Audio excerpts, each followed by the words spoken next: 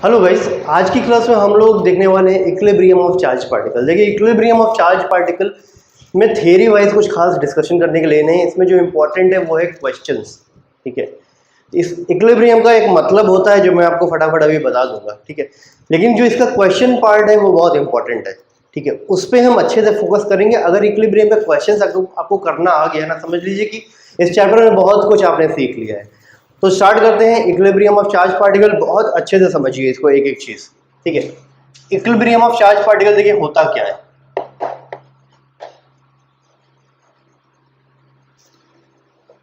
Equilibrium of charged particles, देखिए इसमें दो चीज है। अगर मान लीजिए कि कोई सिंगल चार्ज है, सिंगल चार्ज क्यू है। अभी सिंगल चार्ज को मैंने बोल दिया कि ये इक्विलिब्रियम है, इसका मतलब है कि इस पे नेट फोर्स जीरो है। अगर इस पे कई सारे फोर्सेस लग रहे हैं, तो सबको मिला के जो फोर्स आएगा वो जीरो आएगा, यानी नेट फोर्स जीरो आएगा। इक्विलिब्रियम का मतलब ही होता है a body is said to be in equilibrium on which net force is zero as well as net torque is zero. क्योंकि ये पॉइंट चार्ज के बारे में हम बात करते हैं, तो टॉर्क के बारे में कोई बात ही नहीं, टॉर्क वाला पार्ट ही नहीं है। तो चार्ज में बस आपको इतना ध्यान रखना है कि अगर कोई चार्ज्ड पार्टिकल इक्विलिब्रियम में है तो उस पे नेट फोर्स जीरो होगा।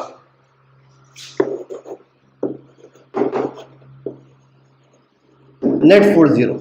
इसी तरह से अगर आपके पास सिस्टम ऑफ चार्ज है, ये Q1 मान लीजिए, ये Q2 मान लीजिए, और इधर Q3 मान लीजिए, और ये Q4 मान लीजिए, ये चार चार्ज्ड पार्टिकल्स को मिला के मैंने एक सिस्टम बना दिया, तो ये सिस्टम ऑफ चार्ज हो गया। अब मैंने बोला कि ये सिस्टम ऑफ चार्ज इक्विलिब्रियम में है। इसका मतलब ये है कि इस सिस्टम में जितने भी चार्जेस हैं सब पे नेट फोर्स जीरो है। यही मतलब होता है equilibrium of system of charge. अगर कोई सिस्टम ऑफ चार्ज इक्विलिब्रियम में है, इसका मतलब उसके अंदर जितने भी चार्ज्ड पार्टिकल है सब पे नेट फोर्स जीरो है। ठीक है, तो इक्विलिब्रियम का मतलब यही होता है। अब इसका एप्लीकेशन क्या है, कैसे इसको हैंडल करना है, इसे डील कैसे करना है, वो क्वेश्चन की हेल्प से हम समझ पाएंगे। तो बढ़ते हैं क्वेश्चन की तरफ। ठीक है, पहला क्वेश्चन आप फटाफट देख लीजिए, पढ़िए। क्वेश्चन जो है वो दिया हुआ है, for a system shown in figure find capital Q for which resultant force on Q is zero. ठीक,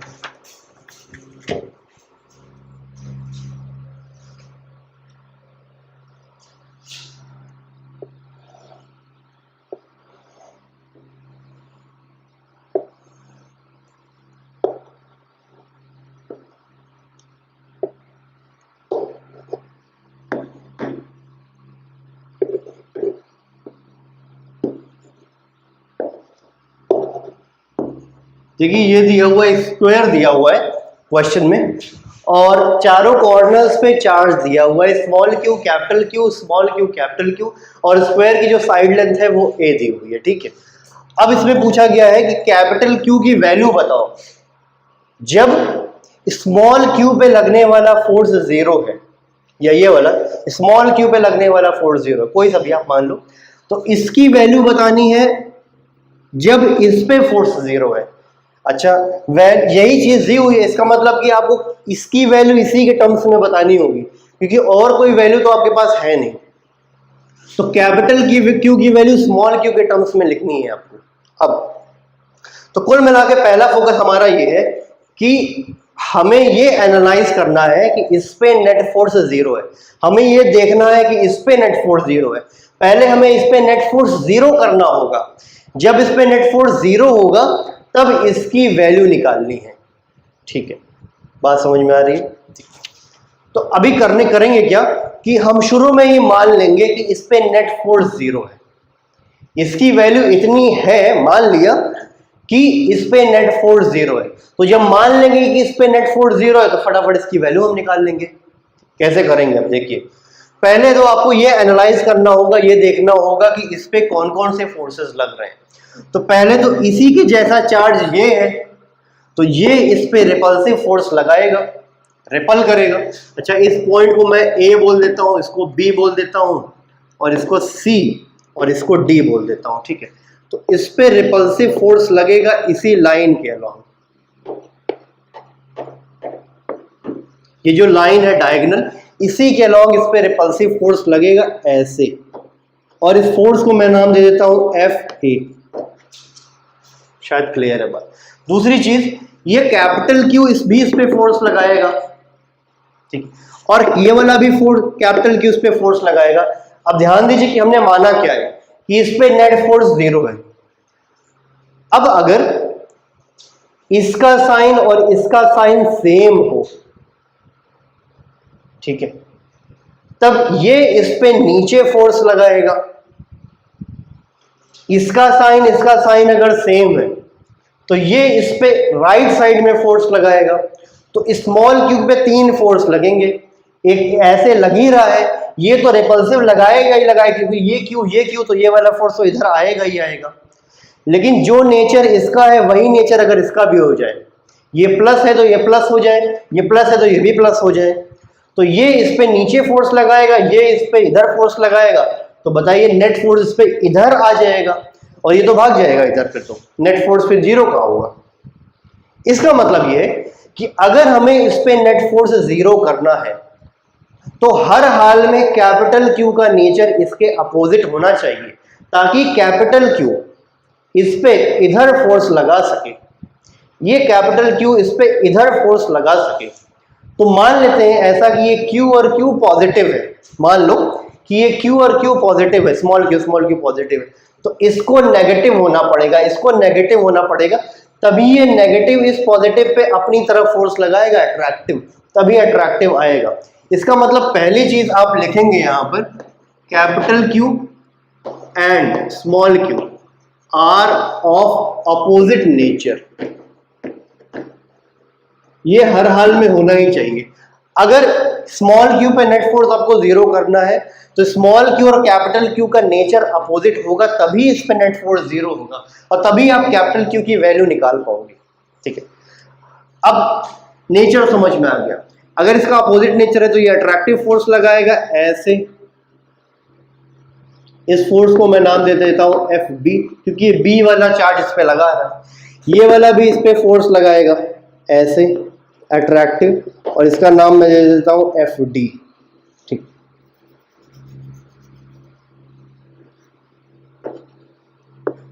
ये जो फोर्स है वो एफ डी है, ठीक। अब आप थोड़ा सा एनालाइज करिए कि अब देखिए क्या इस पे नेट फोर्स 0 बन सकता है? बिल्कुल। इसका और इसका रिजल्टेंट इधर आएगा और ये जो नेट फोर्स है इसका रिजल्टेंट वो इसको कैंसिल कर सकता है, और अगर कैंसिल कर सकता है तो इस पे नेट फोर्स आ सकता है। अब थोड़ा और ध्यान दीजिए इस पे, ये एफ बी फोर्स ये लगा रहा है और एफ डी फोर्स ये लगा रहा है, ये क्यू सेम है, ये डिस्टेंस सेम है, इसका मतलब ये एफ बी और एफ डी दोनों सेम होगा। तो एफ डी को आप एफ बी के बराबर लिख सकते हैं, ठीक है।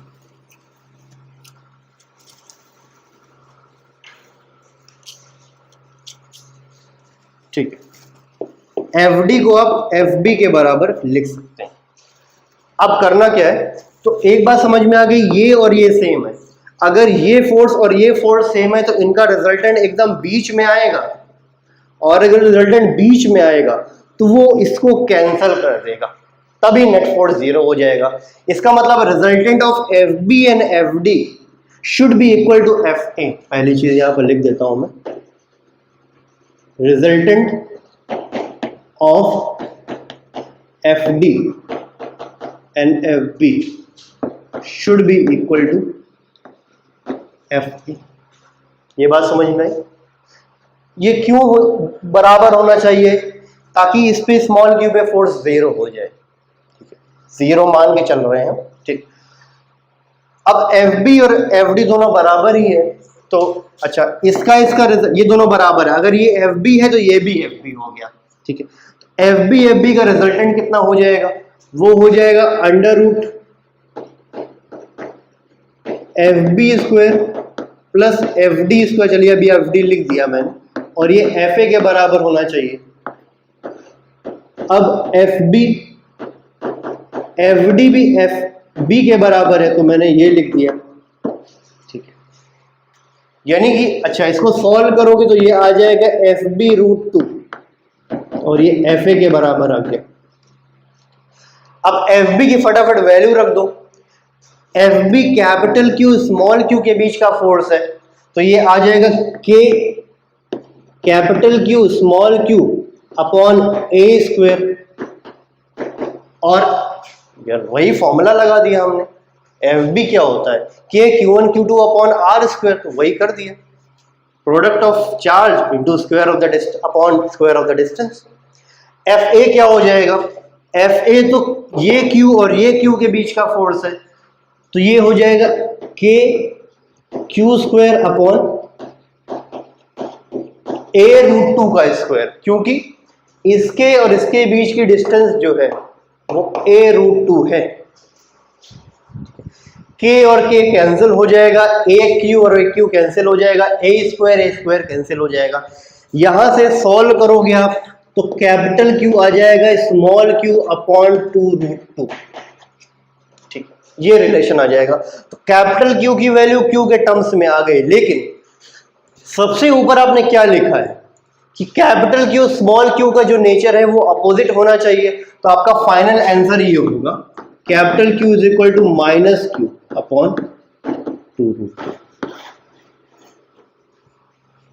ये आंसर आपका है। क्लियर? इक्विलिब्रियम का ये सही क्वेश्चन था। ये वाला चार्ज हमें इक्विलिब्रियम में बनाना था, इस पे नेट फोर्स 0 करना था, वही करके हम चले हैं। देख लीजिए एक बार, ठीक है। अगला देखिए क्वेश्चन,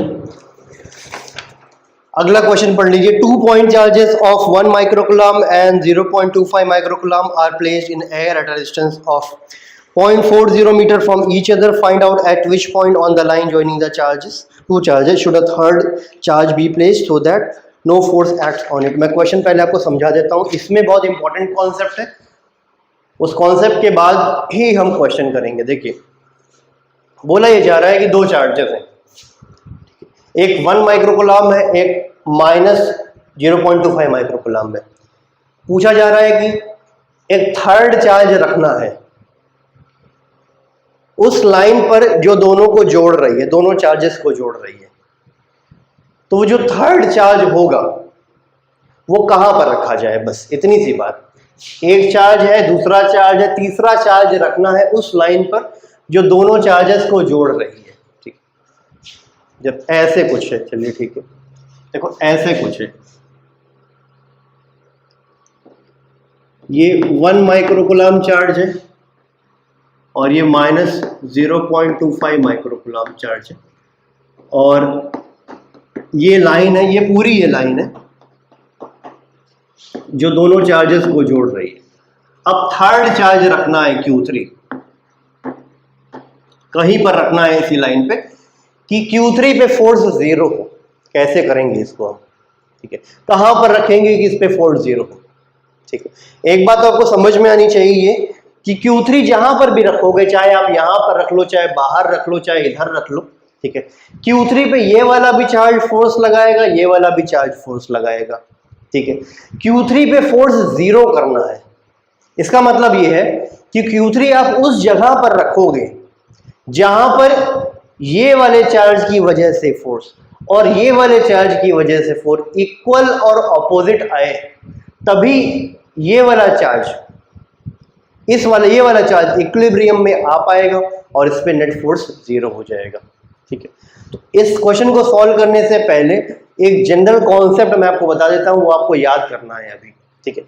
तो कोई भी चार्ज पार्टिकल, अगर ये सिचुएशन दी होती है आपको ऐसी, इस सिचुएशन के लिए कि मान लो कि ये Q1 है और ये Q2 है और थर्ड चार्ज Q3 कहीं पर भी रखना है इसी लाइन पर,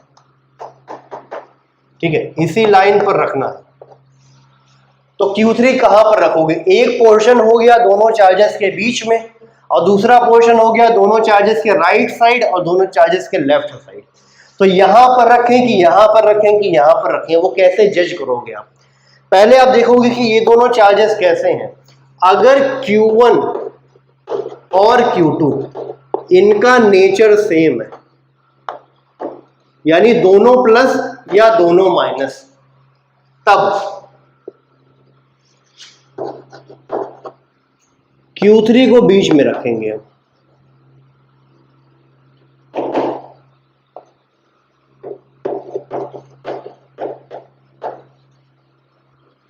क्या मैंने लिखा है देखिए, अगर Q1 Q2 का नेचर सेम है, यानी Q1 Q2 दोनों पॉजिटिव या दोनों नेगेटिव, तो Q3 जो चार्ज होगा वो आप दोनों चार्जेस के बीच में रखोगे और Q3 का नेचर इन दोनों के अपोजिट होगा, जैसे कि ये पॉजिटिव है ये पॉजिटिव है, ठीक है। तो Q3 हर हाल में आप बीच में ही रखोगे ताकि Q3 इक्विलिब्रियम में आ जाए और नेट फोर्स जीरो हो जाए उस पे, और Q3 का नेचर नेगेटिव होगा। फिर अगर ये दोनों पॉजिटिव तो Q3 नेगेटिव, शायद ये बात समझिए, आपको याद कर लेना कि अगर ये नेगेटिव है तो Q3 बीच में रखोगे और Q3 पॉजिटिव होना चाहिए, बस, ठीक है।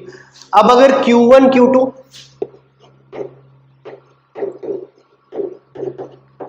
इनका नेचर ऑपोजिट है, यानी एक प्लस दूसरा माइनस, पहला प्लस दूसरा माइनस या पहला माइनस दूसरा प्लस, अपोजिट नेचर अगर है, तब Q3 को आप आउटसाइड रखोगे, पहली चीज। और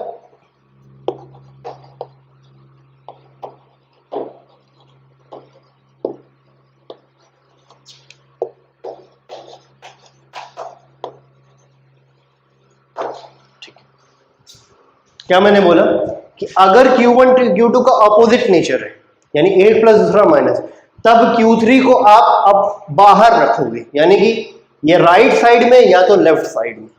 अब राइट साइड में रखें कि लेफ्ट साइड में रखें, आप उस तरफ रखोगे जिधर चार्ज छोटा है। ये अगर Q2 छोटा होगा तो इस तरफ रखोगे और Q1 छोटा होगा तो इस तरफ रखोगे। और Q3 का साइन, जैसे कि मान लीजिए कि ये प्लस है और ये माइनस है, ये प्लस है और ये माइनस है, और ये वाला छोटा है, ठीक, तो दोनों का नेचर तो अपोजिट हो गया, तो आप Q3 को तो बाहर रखोगे। तो Q1 Q2 में छोटा कौन सा है? Q2 छोटा है, तो आप इस साइड Q3 को रखोगे, इस साइड, ठीक। अब अगर Q2 नेगेटिव है तो Q3 पॉजिटिव होना चाहिए, बस।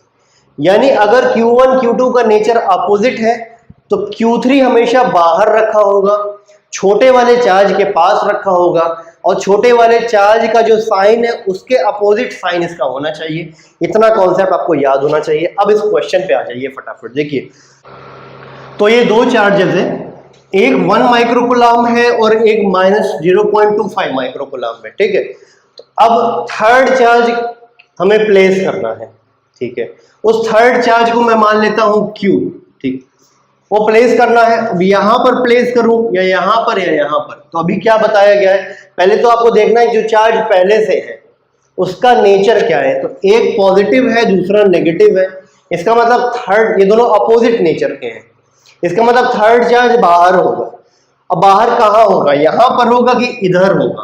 तो नियर स्मॉलर चार्ज होगा। दोनों में से स्मॉलर क्या है, ये है, इसी की तरफ होगा। अच्छा, स्मॉलर वाला नेगेटिव है, तो जो चार्ज हम रखेंगे वो पॉजिटिव होगा। तो हम चार्ज Q रखेंगे और यहां पर रखेंगे और ये प्लस Q होगा, ऐसे। क्लियर है? बस ये प्लस Q, इधर मैं यहां बना देता हूं, ये प्लस Q होगा। अच्छा, इसकी डिस्टेंस अब यहां से मान लेते हैं हम x। अब क्वेश्चन में बेसिकली हमें यही x निकालना है, यानी कि हमें ये बताना है कि ये Q कहां पर रखा हुआ है। तो हम बता पाएंगे कि ये जो -0.25 माइक्रोकूलम चार्ज है इससे x डिस्टेंस पर है, ठीक है। अच्छा, दोनों के बीच की ये सेपरेशन भी दी गई है क्वेश्चन में, 0.4 मीटर दी गई हुई है, ठीक है। तो इसको x मीटर मान लेते हैं। अब हम आराम से कर सकते हैं इस क्वेश्चन को। देखिए कैसे करेंगे कि ये चार्ज इसको मान लेते हैं कि A पे रखा हुआ है और ये जो चार्ज रखा हुआ है ये B पे रखा हुआ है, ठीक। तो ये वाला प्लस वाला चार्ज इस पे फोर्स लगाएगा, तो ये प्लस है ये प्लस है, तो रिपल्सिव फोर्स लगेगा, यानी ये चार्ज इस पे इधर फोर्स लगाएगा। इसको नाम दे देता हूं मैं FA, ठीक। इसी तरह से ये जो नेगेटिव चार्ज है वो इस पे फोर्स लगाएगा, ये तो माइनस है ये प्लस है तो अट्रैक्टिव फोर्स लगेगा, तो ये फोर्स ऐसे लगेगा, इसको नाम दे देता हूं FB। अब हमने इस Q चार्ज को ऐसी जगह पर रखा ही है कि इस पे नेट फोर्स 0, ठीक है। इसका मतलब ये है ऐसी x मीटर पे हमने रखा ही है ताकि इस पे प्लस Q पे फोर्स 0, यानी FA और FB दोनों बराबर है, ठीक।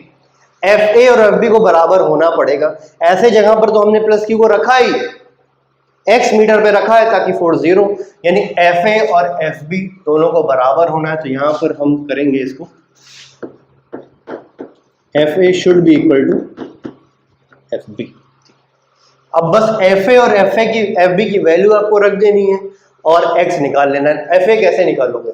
FA देखिए ये प्लस Q और इसके बीच का फोर्स है, तो आप कैसे FA की वैल्यू रखोगे? K, इसको Q1 मान लो, इसको Q2 मान लो, तो Q1 कितना है? Q1 है 1 इंटू 10 की पावर -6 और Q2 है Q divided by R square. R कितना है? इसके और इसके बीच की डिस्टेंस कितनी है? 0.4 प्लस x, दिख रहा है आपको। हम क्या कर रहे हैं? FA की वैल्यू निकाल रहे हैं। FA कौन सा फोर्स है? FA फोर्स है इसके और इसके बीच का फोर्स, या फिर बोले ये वाला चार्ज इस पे जो फोर्स लगा रहा है, ठीक है। तो इसके बीच का फोर्स है, तो K Q1 Q2 upon R square वाला फॉर्मूला रखेंगे। इसको Q1 मान लिया, इसको Q2 मान लिया, तो Q1 मैंने लिखा, Q2 लिखा। अब ये पूरी डिस्टेंस लिखने का स्क्वायर रखेंगे यहाँ पर, तो ये यहाँ तक 0.4 है और ये x है, तो ये 0.4 प्लस x का स्क्वायर हो जाएगा ये, ठीक। अब FB रखिए। अब FB कौन सा फोर्स है? FB तो ये वाला चार्ज लगा रहा है इस पे, या फिर बोले कि इसके और इसके बीच का फोर्स है ये, तो FB लिखना होगा तो हम वही K Q1 Q2 upon R square करेंगे। तो इसको Q1 मान लो, इसको Q2 मान लो, तो ये Q1 हो जाएगा 0.25 इंटू 10 की पावर -6 और Q2 है Q और ये R स्क्वायर हो जाएगा। तो इसके और इसके बीच की डिस्टेंस तो x है, तो x स्क्वायर कर दिया, तो Q से Q कट जाएगा, K से K कट जाएगा, 10 की पावर -6 से 10 की पावर -6 कट जाएगा, ठीक है। और ये 0.25 1/4 होता है। थोड़ा सा सिंप्लीफाई करोगे तो ये आ जाएगा 0.4 plus x divided by x का whole square is equal to 4 आ जाएगा, ये ऐसे आ जाएगा। थोड़ा सा सिंप्लीफाई करेंगे तो ये आ जाएगा, ये 0.25 बचेगा इधर, तो यहाँ 1/4 हो जाएगा, ऐसे आएगा ये। अब आप इसको 0.4 plus x divided by x दोनों तरफ अगर स्क्वायर रूट ले लो तो ये आ जाएगा +-2 आ जाएगा। +-2 क्यों लिखेंगे हम? क्योंकि अगर आप यहां पर प्लस लो, दोनों तरफ स्क्वायर करो तब भी पिछला वाला एक्सप्रेशन आ जाएगा। अगर यहां पर माइनस लो और स्क्वायर करो तब भी पिछला वाला ही एक्सप्रेशन आएगा, क्योंकि +2 का स्क्वायर 4 होता है और -2 का भी स्क्वायर 4 होता है। तो अंडर रूट जब आप लोगे तो ये +-2 इधर आएगा, ठीक है। तो हमें क्या करना है कि एक बार +2 लेकर x की वैल्यू निकालनी है, दूसरी बार -2 लेकर x की वैल्यू निकालनी है। तो पहले हम क्या करेंगे? प्लस लेकर निकालेंगे। तो यहां से 0.4 plus x by 1 is equal to +2 लिया है। ये देखिए 0.4 डिवाइड बाई x +1 हो जाएगा, वही चीज मैंने लिखी है यहाँ पर, और वो +2 लिया है। तो यहां से x की जो वैल्यू आ जाएगी, इसको सॉल्व करेंगे तो ये 1 उधर चला जाएगा, तो यहाँ पर 1 आ जाएगा, x की वैल्यू हो जाएगी 0.4 मीटर पहले। और अगर आप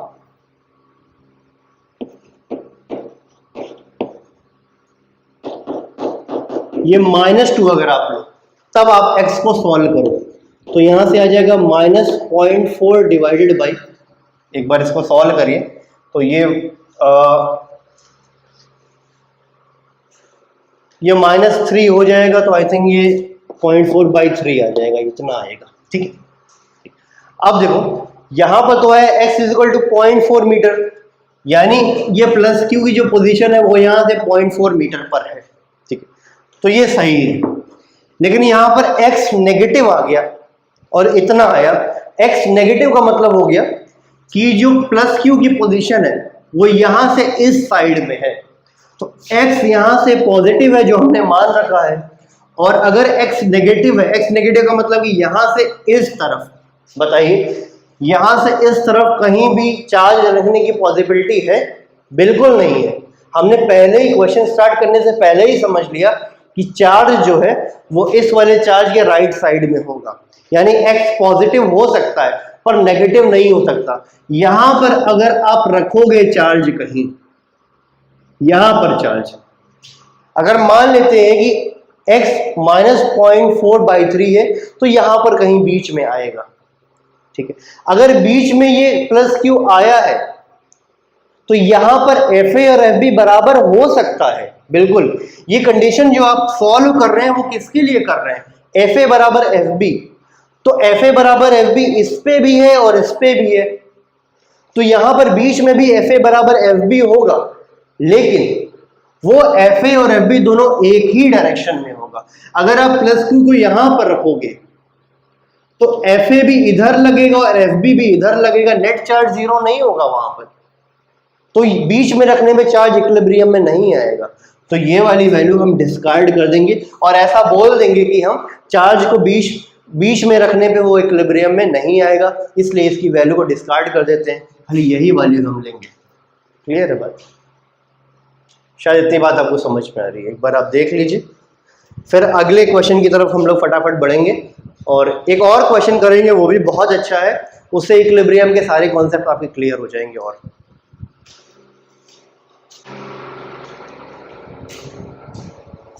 ठीक है, अगला क्वेश्चन देखिए, पढ़िए। अगला क्वेश्चन है, at each of the four corners of a square of side A a charge plus Q is placed freely. What charge should be placed at the center of the square so that whole system be in equilibrium? ठीक है, पढ़िए सवाल। अच्छा question है ये क्या कह रहा है सवाल में?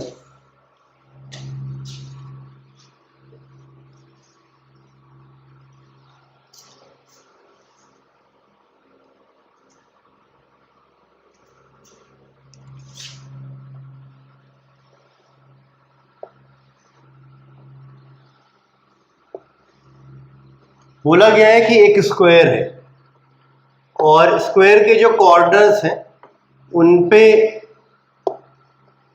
प्लस क्यू चार्ज रखा हुआ है,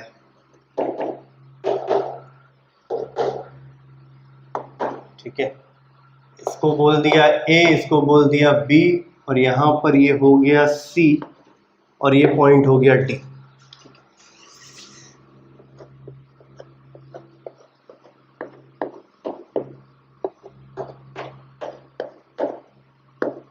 ठीक, अब बोला ये गया है ये चारों पॉजिटिव चार्जेस क्यों हैं जो स्क्वायर के कॉर्नर्स पे रखे हुए हैं। अब बोला ये गया है कि एक दूसरा चार्ज रखना है स्क्वायर के सेंटर पे ताकि पूरा सिस्टम इक्विलिब्रियम में हो जाए, यानी सेंटर पे हम कितना और कैसा चार्ज रखें कि पूरा सिस्टम इक्विलिब्रियम में हो जाए। तो अच्छा, अगर वो वाला चार्ज नहीं रखा सेंटर पे, तो अब बताइए ये चारों चार्जेस जो पॉजिटिव हैं वो आपस में रिपल्सिव फोर्स लगाएंगे, तो बताइए एक दूसरे को रिपल करेंगे तो सब तो भाग जाएंगे ना, तो स्क्वायर पर तो रुकेंगे ही नहीं। इसका मतलब है बीच में एक ऐसा चार्ज आपको रखना है जो सबको बांध कर रखे, सबको होल्ड करके रखे, सबको पकड़ के रखे और पूरा सिस्टम रुक जाए, इक्विलिब्रियम में आ जाए। तो सारे चार्जेस पॉजिटिव है तो हमारा कॉमन सेंस ये कहता है कि बीच में एक नेगेटिव चार्ज रखना पड़ेगा, और वो नेगेटिव चार्ज मान लेते हैं माइनस क्यू। शायद बात क्लियर हो गई है आपको। ये माइनस क्यू इस पे अट्रैक्टिव लगाएगा, इस पे अट्रैक्टिव, इस पे अट्रैक्टिव, इस पे अट्रैक्टिव, सबको ऐसे पकड़ के रखेगा, तो ये पूरे सिस्टम को इक्विलिब्रियम पे ला देगा, ठीक है। और जैसे ही आप माइनस क्यू रखोगे ये वाला भी इक्विलिब्रियम में आ जाएगा, ये वाला भी, ये वाला भी और ये वाला भी, ठीक। तो इसी की वैल्यू बतानी है। अब वैल्यू कैसे बताओगे? आप कोई भी एक चार्ज पकड़ लो, ये वाला चाहिए, ये वाला चाहिए, चाहिए चाहिए बीच वाला, और उस पर सारे फोर्सेस एनालाइज कर लो और नेट फोर्स जीरो निकाल लो। नेट फोर्स जीरो निकाल लो। तो वही नेट फोर्स जीरो करने की जो प्रक्रिया होगी, नेट फोर्स जीरो करने की जो प्रोसेस होगी, उसी के एंड में आपको कैपिटल क्यू की वैल्यू स्मॉल क्यू के टर्म्स में आ जाएगी।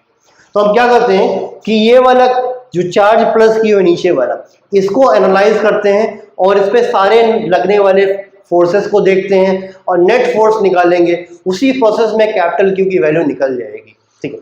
अच्छा, एक चीज यहां पर साइड लेंथ दी हुई है ए।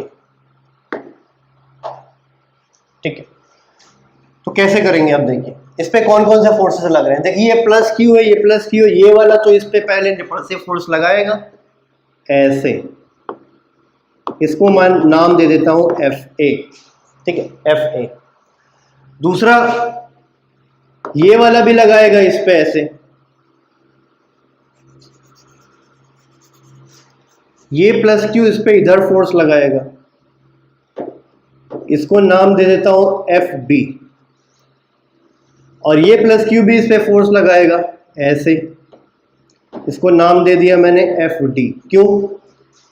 ये प्लस प्लस या रिपल्सिव फोर्स लगेगा, ये प्लस प्लस रिपल्सिव फोर्स लगेगा। ठीक, अब ये माइनस क्यू प्लस क्यू पे अट्रैक्टिव फोर्स लगाएगा ऐसे, ये पॉइंट ओ बोल दिया तो ये फोर्स हो गया एफ ओ। यहां पर प्लस क्यू चार्ज है, ये पॉइंट है डी। तो चार फोर्सेस लग रहे हैं, क्योंकि इसके अलावा चार चार्जेस हैं तो इस पे चार्ज फोर्स लग रहे हैं। ठीक, अब चारों फोर्सेस का रिजल्टेंट कितना होगा? हर हाल में जीरो, क्योंकि पूरा सिस्टम इक्विलिब्रियम में है। हर चार्ज पे नेट फोर्स जीरो है तो इस पर भी नेट फोर्स जीरो होगा। अब आपको थोड़ा सा कॉमन सेंस यहाँ पर ये लगाना है कि देखिए ये जो एफ डी है, ये प्लस क्यू चार्ज इस पे लगा रहा है और ये डिस्टेंस है ए, और ये जो एफ बी है, ठीक है, वो ये प्लस क्यू चार्ज इस पे लगा रहा है, ये डिस्टेंस है ए, ये भी प्लस क्यू, ये भी प्लस क्यू, ये भी डिस्टेंस है, ये भी डिस्टेंस है, यानी कि एफ बी और एफ डी बराबर है। इसका मतलब है कि आप एफ डी को एफ बी के बराबर ऐसे लिख सकते हैं। ठीक, अच्छा, ये एफ बी और एफ बी बराबर हो गया, इसका मतलब है कि इन दोनों का जो रिजल्टेंट होगा वो एग्जैक्टली बीच में ऐसे आएगा। ये एफ बी है, ये भी एफ बी है, इसका रिजल्टेंट बीच में आएगा और एफ ए के साथ ओवरलैप कर जाएगा। यानी एफ ए और एफ बी का जो रिजल्टेंट होगा वो एक ही डायरेक्शन में होगा और वो रिजल्टेंट एफ ओ को कैंसिल कर देगा और इस पे नेट फोर्स जीरो हो जाएगा। तो एक बात तो कंफर्म है हमें कि इस प्लस क्यू चार्ज पे नेट फोर्स जीरो है, यानी ये तीनों forces F D, F A, F B जो नेट फोर्स बनाएंगे वो फोर्स एफ ओ को कैंसिल करेगा, तब जाके इस पे नेट फोर्स जीरो होगा और उसी प्रोसेस में कैपिटल क्यू की वैल्यू निकल जाएगी आपकी। इसका मतलब है for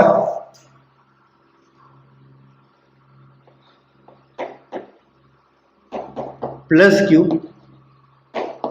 to be in equilibrium, ये इन तीनों का रिजल्टेंट इसके बराबर होना चाहिए, या फिर ऐसे में बोल सकता हूं resultant of F D plus F B plus F A should be equal to F O. ऐसे देखिए, बहुत सिंपल लैंग्वेज यूज कर रहा हूं मैं यहां पर। Resultant of F B and F D plus F A should be equal to F O. F D F B का रिजल्टेंट जो होगा वो एफ ए के साथ ओवरलैप कर जाएगा और वो पूरा मिलके एफ ओ के बराबर होगा, तो वही लिखा है। तो एफ बी और एफ डी का रिजल्टेंट क्या होगा? एफ डी और एफ बी का रिजल्टेंट क्या? दोनों परपेंडिकुलर है, तो ये हो जाएगा F B square plus F D square, और ये साथ में एफ ए होगा और ये नॉट हो जाएगा। क्लियर? ये बराबर है एफ डी एफ बी बराबर है, अभी हमने देख लिया। तो एफ बी स्क्वायर और एफ डी स्क्वायर, ये F B square plus F B square हो जाएगा और प्लस एफ ए हो जाएगा और ये एफ ए नॉट के बराबर या एफ ए जीरो के बराबर होगा या एफ ओ के बराबर होगा। तो ये FB√2 आ जाएगा और ये प्लस FA FO के बराबर हो जाएगा। अब तीनों की वैल्यू बस रख देना है। FB क्या होगा देखिए, FB इसके बीच का फोर्स है, तो वो फोर्स हो जाएगा K Q into Q upon A square, यानी कि K Q square upon A square हो जाएगा और ये √2 आ जाएगा। FA क्या हो जाएगा देखिए, FA ये फोर्स कौन लगा रहा है, ये वाला चार्ज इस पे लगा रहा है, तो इसके बीच का फोर्स है, तो K Q into Q upon ये वाली डिस्टेंस का स्क्वायर, और ये पूरी डिस्टेंस है कितनी, A√2 है, ये पूरी डिस्टेंस A√2, अगर ये A है और ये A है तो ये A√2 हो जाएगा। मैं डायरेक्टली लिख दे रहा हूं यहां पर K Q square upon A√2 का स्क्वायर। अब देखो FO क्या होगा, FO कौन फोर्स लगा रहा है, ये कैपिटल Q जो फोर्स है वो लगा रहा है इस पे अट्रैक्टिव फोर्स। तो FO कैसे निकालोगे, इसको Q1 मान लो, इसको Q2 मान लो, तो K Q1 Q2 upon R square, तो K capital Q into small q upon ये वाली डिस्टेंस का स्क्वायर करोगे यार, यहां से यहां तक A√2 है, तो ये आधा A√2/2 हो जाएगा, ठीक है। तो ये आ जाएगा K capital Q small q upon A√2/2 का स्क्वायर।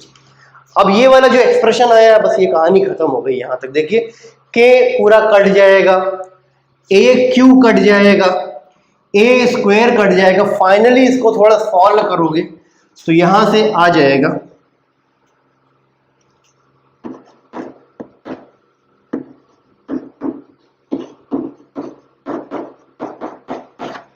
थोड़ा सॉल्व करेंगे तो कैपिटल Q बराबर स्मॉल q/4 2√2 + 1 आ जाएगा। अब देखिए कि कैपिटल Q की वैल्यू आ गई, हमने बोला था कि ये जो जब इसका नेट फोर्स पे 0 हम करेंगे उसी प्रोसेस में कैपिटल Q की वैल्यू स्मॉल q के टर्म्स में आ जाएगी। कैपिटल Q बराबर इतना आ जाएगा q/4 2√2 + 1। बताओ क्वेश्चन में क्या पूछा था, क्वेश्चन में ये पूछा था कि सेंटर पे कितना चार्ज रखोगे, तो Q रखोगे पर कैसा रखोगे, नेगेटिव रखोगे, नेगेटिव। तो आपको आंसर क्या होना चाहिए, कैपिटल Q बराबर -q/4। तो आपका जो आंसर होना चाहिए फाइनली वो होना चाहिए Q बराबर -q/4 इन ब्रैकेट 2√2 + 1। ये आपका फाइनल आंसर होना चाहिए क्योंकि नेगेटिव है।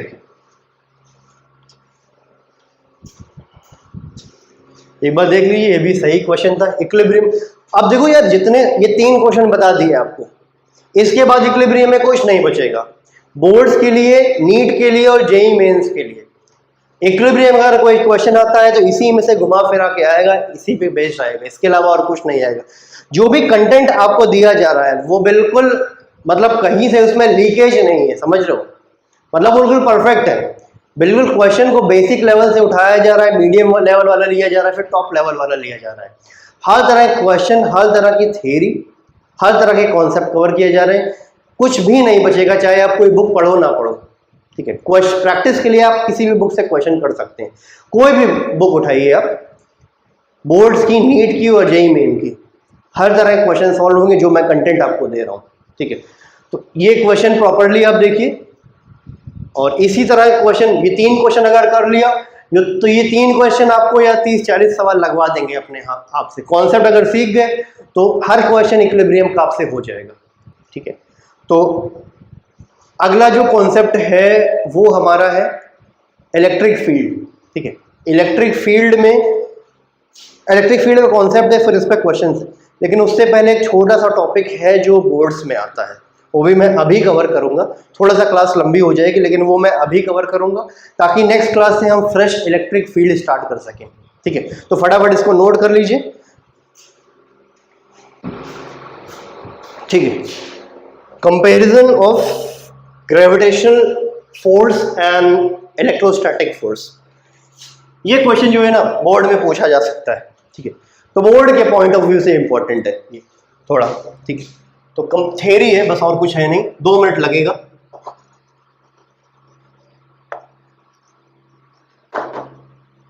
कंपैरिजन ऑफ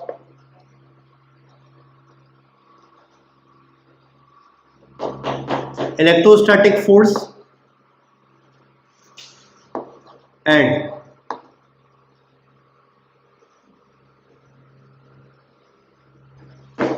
ग्रेविटेशनल फोर्स, ठीक है, ठीक। तो देखो जो ये इलेक्ट्रोस्टैटिक फोर्स होता है दो चार्जेस के बीच में, उसको लिखा जा सकता है k q1 q2 upon r square, और जो ग्रेविटेशनल फोर्स दो मास के बीच होता है वो होता है capital G m1 into m2 upon r square. दो मासेस के बीच में, पॉइंट मासेस के बीच में ग्रेविटेशनल फोर्स होता है capital G m1 into m2 upon r square. तो कंपेयर अगर करना है तो पहले सिमिलैरिटी देखनी पड़ेगी हमें, फिर डिसिमिलैरिटी देखेंगे। तो पहली सिमिलैरिटी देखिए, फॉर्मूला देख के ही आप समझ सकते हैं कि दोनों फोर्सेस में या दोनों फोर्सेस या दोनों लॉ या दोनों इनवर्स स्क्वायर लॉ फॉलो कर रहे हैं। ये भी inversely proportional to R square है, ये भी inversely proportional to R square है। तो यहां पर आप लिख सकते हैं both follow inverse square law.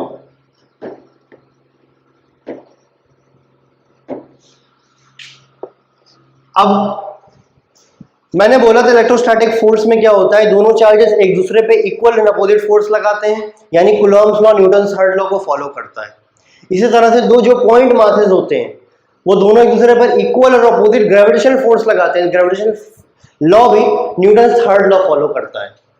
तो बोथ फॉलो, ये भी लिख सकते हो बोथ फॉलो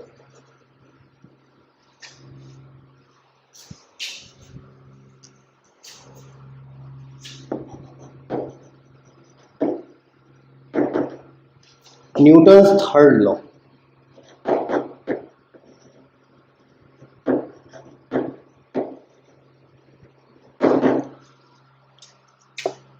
एक और सिमिलैरिटी देख सकते हैं आप कि Fe directly proportional to Q1 Q2 है और Fg directly proportional to M1 M2 है। तो ये भी सिमिलैरिटी है, इसमें प्रोडक्ट ऑफ चार्ज है, इसमें प्रोडक्ट ऑफ मास है। आते हैं डिसिमिलैरिटी पे।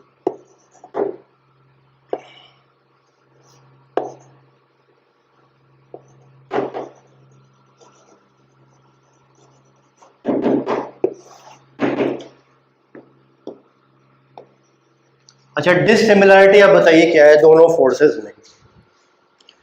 एक बात तो कंफर्म है कि इलेक्ट्रोस्टैटिक फोर्स जो होता है वो अट्रैक्टिव रिपल्सिव दोनों हो सकता है, लेकिन ग्रेविटेशनल फोर्स हमेशा अट्रैक्टिव होता है। दो मासेस एक दूसरे को हमेशा अट्रैक्ट करते हैं, जबकि दो चार्जेस एक दूसरे को अट्रैक्ट भी कर सकते हैं, रिपल भी कर सकते हैं। तो डिसिमिलैरिटी में ये Fe क्या होता है, ये अट्रैक्टिव या फिर ये रिपल्सिव, जबकि Fg ये ओनली अट्रैक्टिव होता है। ठीक, दूसरी डिसिमिलैरिटी बस आपको नोट करते जाना और ऐसे ही आपको याद कर लेना। दूसरी डिसिमिलैरिटी ये है कि याद करिए जब मैंने इलेक्ट्रोस्टैटिक स्टार्ट किया था और चार्ज मैं आपको एक्सप्लेन कर रहा था, उसमें मैंने दो इलेक्ट्रॉन्स लिए थे। दो इलेक्ट्रॉन्स का तो मास होता है, तो अगर मास है तो दोनों के बीच में ग्रेविटेशनल फोर्स लगेगा। ठीक है, तो वो जो ग्रेविटेशनल फोर्स दोनों इलेक्ट्रॉन के बीच में आया था वो बहुत कम आया था, बहुत वैल्यू बहुत कम है। और इलेक्ट्रोस्टैटिक फोर्स दो इलेक्ट्रॉन के बीच में जो आया था वो बहुत ज्यादा आया था। यानी कोई भी दो बॉडी है उनके बीच में अगर उस पर चार्ज भी है, कोई दो बॉडी है उसका मास भी है और चार्ज भी है, तो दोनों के बीच में ग्रेविटेशनल फोर्स भी लगेगा और इलेक्ट्रोस्टैटिक फोर्स भी लगेगा। तो जो ग्रेविटेशनल फोर्स की वैल्यू आएगी वो बहुत कम आएगी और इलेक्ट्रोस्टैटिक फोर्स की जो वैल्यू आएगी वो बहुत ज़्यादा आएगी। यानी कि ये डिसिमिलैरिटी है कि इलेक्ट्रोस्टैटिक फोर्स हमेशा ग्रेविटेशनल फोर्स से बहुत ज़्यादा होता है, ठीक है, इसकी वैल्यू बहुत ज़्यादा होती है। तो इतनी बातें आपको मतलब ध्यान रखनी है, बोर्ड के पॉइंट ऑफ व्यू से ये सब पूछा जा सकता है, ठीक है, सारी चीज़ें। तो अगली क्लास में मैंने बोला कि हम लोग इलेक्ट्रिक फील्ड स्टार्ट करेंगे, बहुत ही इंपॉर्टेंट चैप्टर है। कॉन्सेप्ट पूरी चीज़ आपको बताई जाएगी, कुछ भी छूटेगा नहीं, ठीक है। और क्वेश्चन इसमें बहुत इंपॉर्टेंट है, कई सारी चीज़ें रेपिटेटिव भी होंगी, थोड़ा सा कॉन्सेप्ट जो हमने फोर्स में देखा है वो उसमें भी रिपीट होगा, तो अब चीज़ें थोड़ा आसान होती चली जाएंगी अगर आप ध्यान से समझेंगे तब, नहीं तो सब कुछ बहुत टफ है, ठीक है। तो मिलेंगे अगली क्लास में, टिल देन गुड बाय।